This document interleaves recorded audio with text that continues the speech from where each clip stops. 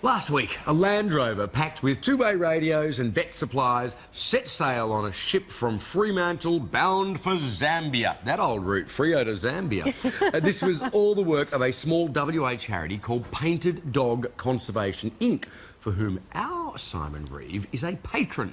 John and Angela Lemon run the organisation and have quietly devoted their lives to the conservation of African wildlife. The vehicle and supplies will go into immediate use to help on the ground in the country's premier national park, a place where there are many surprises. Here's Simon. South Luangwa National Park had been an unfulfilled dream destination until recently. A mighty river snaking through a majestic valley that's bursting with wildlife. Its big elephant herds are legendary, but there is one small group famous for a most exceptional behaviour.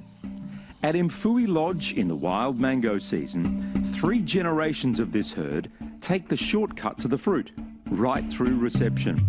It's become a ritual, not just for the Ellies, but for the staff and wide-eyed guests as well. For the young ones, it's a steep learning curve, especially on shiny slate floors.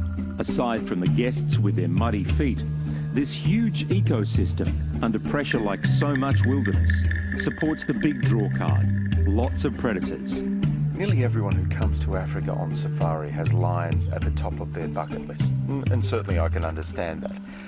But South Luangwa National Park is one of the last strongholds of Africa's most gregarious and indeed most endangered predators. And frankly, it makes lions look pretty boring by comparison. Be it humans or animal competition, life for painted dogs is never easy. Years ago, I filmed a pack with 19 adults and 14 pups in Botswana.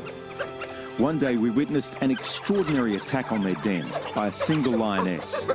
The bravery of the adults that day saved all but 3 of the pups.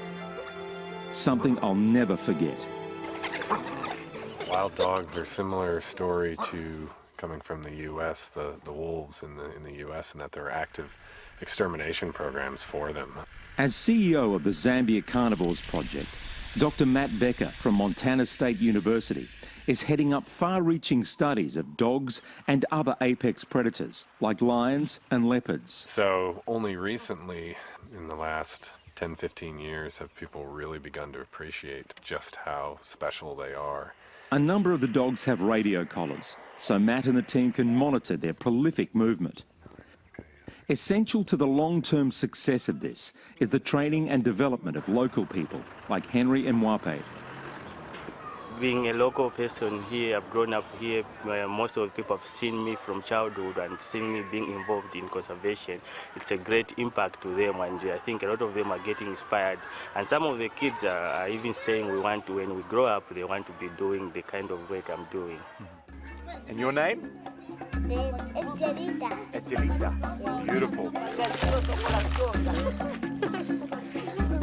This is what it's like trying to film around the village. I've got a permanent cast of about 40, which is growing by the second. Look at these faces. I'm not doing any work, I'm sorry, I should be helping you. Across the river, outside the park boundary, are game management areas where people and animals coexist, not always in harmony. This is where the South Luangwa Conservation Society comes in, confronting poachers, saving animals, and working closely with communities. Zambian-born Rachel McRobb runs this remarkable non-profit organisation. In the last 2 years, we've noticed an increase in more sort of syndicates operating in nearby areas, and it's very indicative of real commercial poaching. Commercial poachers are the avowed enemy. There are no rhinos left in Zambia, so money from ivory is the prize. But snaring animals is crude, cruel and arbitrary. Yes, it can be frustrating, but it's equally incredibly rewarding. Just to be able to dart an animal, remove a snare, save that animal's life, those little things, which are actually big things, keep you going. Yeah, it's all about the toy. As poachers up the stakes in the war on wildlife, frontline tactics have to evolve. Working Dogs for Conservation is a tremendous program under Megan Parker's impassioned guidance. These guys are anti-poaching, so they're looking for bushmeat, ivory, any elephant meat, ammunition, guns, anything with gunpowder smell. So it's about taking guns out of the system and finding wildlife contraband. So it's a never-ending battle, but it's inspiring to see such commitment from so many people. They'll be part of a whole conservation anti-poaching team across Zambia. Every day in the bush is a revelation. On a bracing winter morning, Matt and I find the big dog pack 20 kilometres from where we last saw them just a day ago. This is an adrenaline-filled hunt. Wow. Look behind me.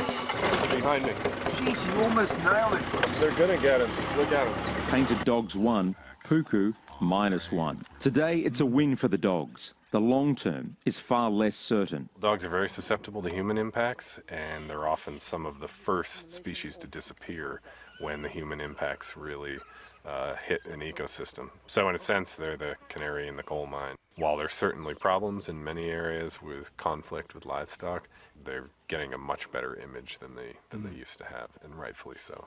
Behind all these projects, with funding and support through his bush camp company, is one of Zambia's grand champions of conservation.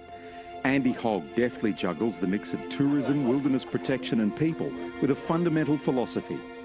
We as a company are educating, we're helping fund over 400 children. We feed 1,800 kids 1 meal a day. We're building classroom blocks, dormitories, tree planting projects. We have a wonderful picture that I think describes, and it's basically 4 or 5 kids that were sitting in front of a mud hut, and on the wall of the mud hut was a drawing of a leopard. And it was basically, and the kids had no idea, they just happened to be sitting there. And I describe it as if we can look after those 3 or 4 kids, teach them, educate them, give them jobs, they will then look after the animal, and it's all in one picture.